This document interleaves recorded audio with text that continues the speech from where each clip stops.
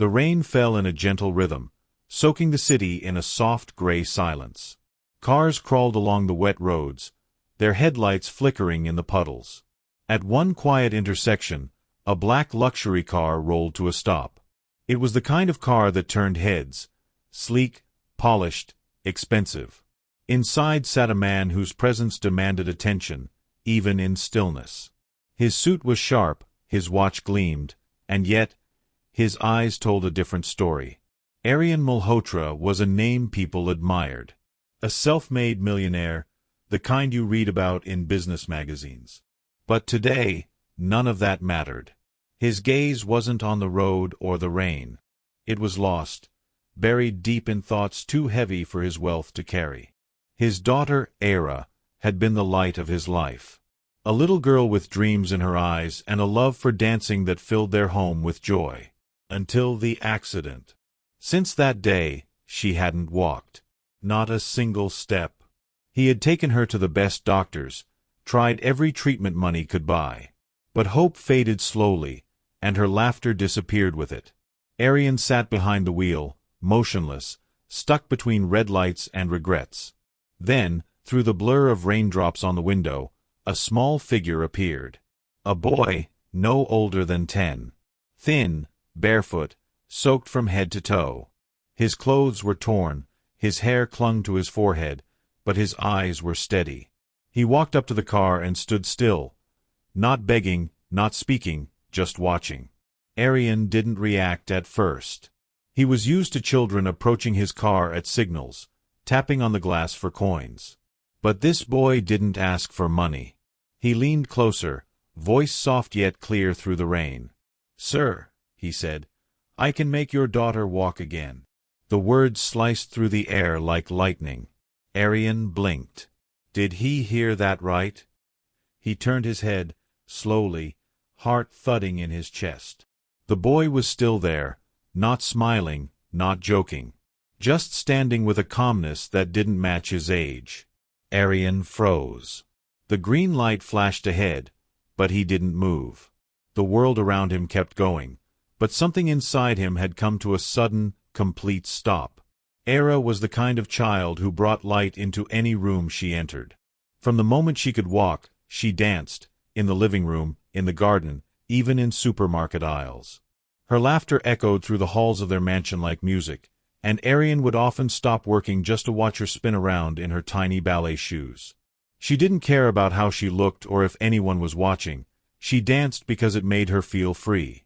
And for Aryan, watching her dance was the purest form of happiness. But life doesn't ask for permission before changing everything. It happened on a regular evening. Era was coming home from school with her nanny when a speeding truck lost control at a turn. The impact was sudden, brutal, and final. Aryan still remembered the phone call, the way his heart dropped before his phone even touched his ear. At the hospital, he was told she had survived, but barely. Her spine had taken the worst of it. When she opened her eyes days later, her smile was still there. But her legs, they didn't move. Aryan refused to believe it at first. He flew in the best neurologists from across the globe. Specialists, therapists, even alternative healers. Every report, every scan, every consultation ended with the same heavy sentence. There is no medical solution. She may never walk again. He signed checks without looking at the amounts. He stayed up nights reading medical journals. He prayed, even though he wasn't a religious man. But the truth stayed the same. Her tiny legs wouldn't respond, and each day she grew quieter, her dreams fading like a drawing left out in the rain. The mansion, once filled with her footsteps and giggles, had fallen into a heavy silence. The nurses came and went, therapists tried and failed, and Aryan. He just sat beside her bed some nights, watching her sleep, his heart breaking a little more each time. This was the one thing he couldn't fix. The one deal he couldn't negotiate. Despite all his power, all his status, all his money, he was helpless. And in that helplessness, he began to change. His smile faded. He stopped attending parties, skipped meetings, forgot anniversaries. The world saw a successful man, but inside, he was a father drowning in pain. And now, standing outside his car, a boy with nothing had just said the one thing no doctor ever could. "I can make your daughter walk again." The boy's name was Kabir. No last name, no birth certificate, no photograph of a family he once belonged to. Just Kabir, a name someone had called him once, and he decided to keep it. He didn't remember his parents, or where he came from. All he knew was the streets.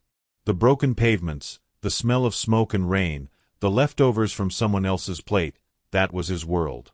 From the age when most children learn the alphabet, Kabir had already learned how to survive. How to spot the kind of people who'd offer food, and the ones who'd kick him away. He slept under a tin roof near the railway tracks, shared space with other children like him, and woke up every morning with the sun hitting his face and his stomach empty. But Kabir was different.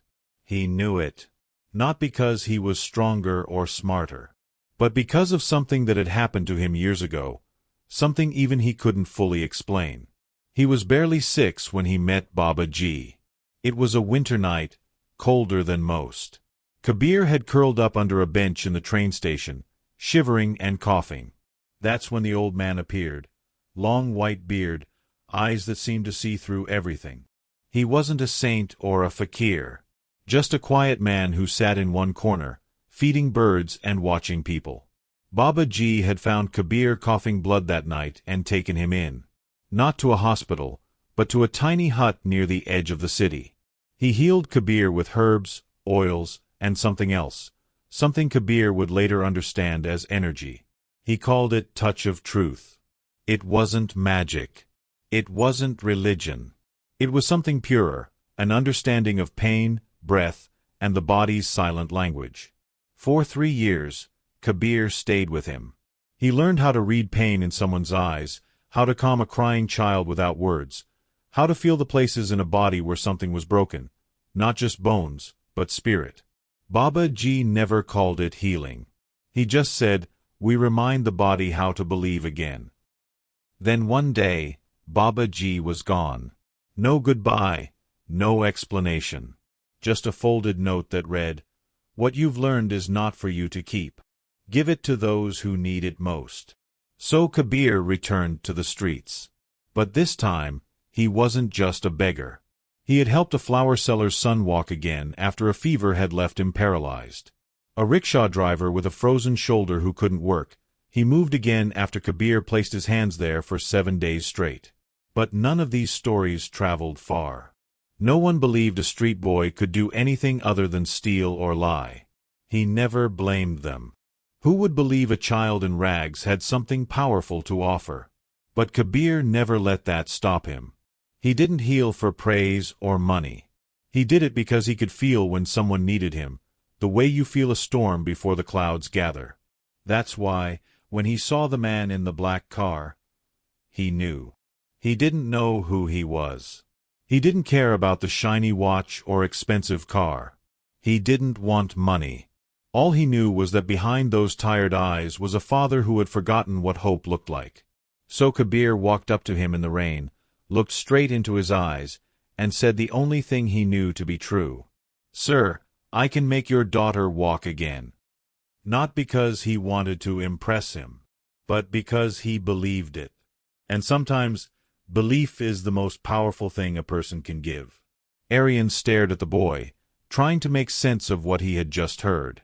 The rain hadn't stopped, but he no longer felt it. The world around him had blurred into background noise. All he could see was this boy, so small, so ordinary, standing in front of his car like he had just offered a miracle. His first instinct was anger. Was this some kind of sick joke? Did this boy think healing was a game? That his daughter's pain was a story someone could fix with a few kind words and a touch? He lowered the window just slightly and said, his voice tight, "Do you even know what you're saying?" The boy didn't flinch. "Yes, I do." Aryan's eyes narrowed. "You think you know more than world-class doctors? Than specialists who've spent decades studying the human body? You think you can do what they couldn't?" There was no arrogance in the boy's reply. Just a quiet certainty. No, sir. I don't know more than them. I just know something different. Arian felt his breath catch for a moment. There was something unsettling about how calm the boy was. He wasn't trying to convince him. He wasn't begging. He was just sure. Part of Arian wanted to scoff, roll up the window, and drive off. That would have been the logical thing to do. He had been scammed before. People had taken advantage of his pain. And yet, there was something in this boy's eyes, a kind of peace he hadn't seen in a long time. And then, he saw her. His daughter, Era, sitting in the back seat, her eyes wide and filled with something he hadn't seen in months. Curiosity. A flicker of light. A whisper of hope. Arian's grip tightened on the steering wheel. This was insane. Reckless. Irrational. But when you've tried everything, even madness can start to look like a possibility. He took a long breath, looked the boy in the eye, and said quietly, "All right." The boy blinked. "Sir." Arian nodded slowly. "Try. Just one word. Not a promise. Not a belief. Just a door slightly open. And sometimes, that's all it takes." Arian brought the boy home that evening, unsure of what he was doing or why. He didn't tell the staff. He didn't explain anything to the doctors who checked in daily. For the first time, he acted on instinct alone. In Era's room, the air was still. Soft light spilled in from the window, the curtain swaying slightly in the breeze. Era sat propped against her pillows, her legs tucked under a blanket, motionless as always. She looked at the boy, confused. Not scared, just unsure. "This is Kabir," Arian said quietly. "He wants to try something. Would that be okay?" Era looked at her father for a long moment, then nodded gently. Kabir didn't ask questions.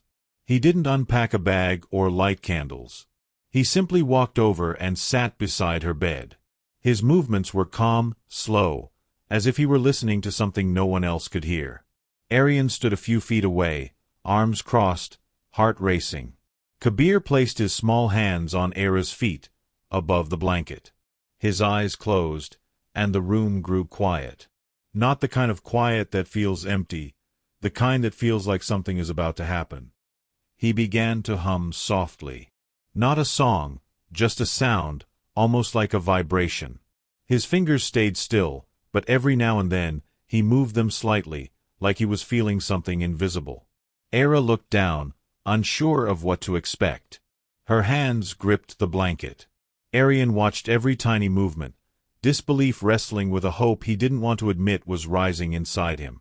Minutes passed. Kabir opened his eyes and said, "Don't be afraid. Just breathe." He moved one hand to her knee, the other to her ankle. His eyes stayed on her legs. Era's brows furrowed, as if something felt different. A warmth. A pull. A memory of movement. And then, it happened. Her right foot twitched. Arian gasped, stepping forward, unsure if he had imagined it. Kabir didn't speak. He just stayed focused, calm, as if he knew this would happen all along. Era blinked rapidly, looking at her foot. "Did I?" Another twitch. This time stronger. Her toes curled, then stretched. Arian fell to his knees beside the bed, his heart thudding so loud he could barely hear himself breathe. He didn't want to speak, afraid the moment might break. Then, slowly, shakily, Era raised her right leg, just slightly off the bed. A single tear rolled down her cheek. She looked at her father. He didn't speak, didn't blink. His world had stopped. She moved her foot again, and the silence in the room broke, not with noise, but with something louder than words, a miracle unfolding right in front of them. For a moment, no one said a word. The room was frozen in time. Era stared at her moving foot like it belonged to someone else. Her lips trembled, and then, slowly, she began to cry, not out of pain, but something deeper. Relief. Joy. A strange, unfamiliar hope taking root where sorrow had lived for so long. Arian couldn't hold himself together. His legs gave out, and he sank to the floor beside her bed, both hands covering his face. The tears came fast and heavy, years of fear, frustration, and helplessness washing out all at once. He looked up at Kabir, his voice cracking. "Who are you?" he whispered. Kabir didn't smile. He just looked down, calm as ever, his hands resting gently on his knees. "I'm just someone who believes," he said. That was it. No big explanation, no claim to power, no request for praise.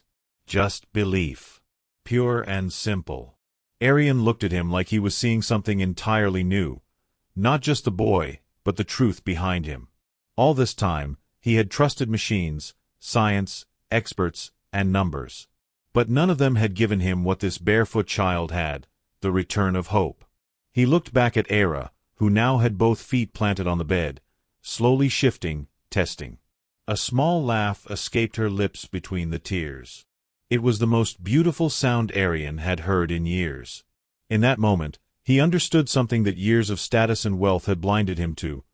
Not all miracles come in lab coats, and not all healers carry certificates. Sometimes, they come in the rain, wearing rags, carrying nothing but belief. And that can be more powerful than anything else in the world. In the days that followed, Era continued to move, slowly, but surely. Each small step was a victory. Each smile, a reminder of what they almost lost. And in the heart of it all was a boy who never asked for anything in return. No money, no reward. Just a quiet goodbye when his work was done. Arian tried to offer him everything: a home, a future, and education. But Kabir simply said, "Others need me more." That encounter changed Arian forever. Not just as a father, but as a man. He realized that for all his power and privilege, he had almost missed the miracle standing right in front of him, because he had been too blinded by appearances to see the truth. This story isn't just about a girl who walked again. It's about something deeper, the kind of healing that happens when faith is stronger than fear, when humility opens the door to possibility, and when we stop looking at what people wear or where they come from, and start listening to what they carry within. Sometimes, the smallest hands carry the greatest light. And sometimes, hope doesn't roar, it whispers. So believe. Not because it makes sense, but because sometimes it's the only thing that does.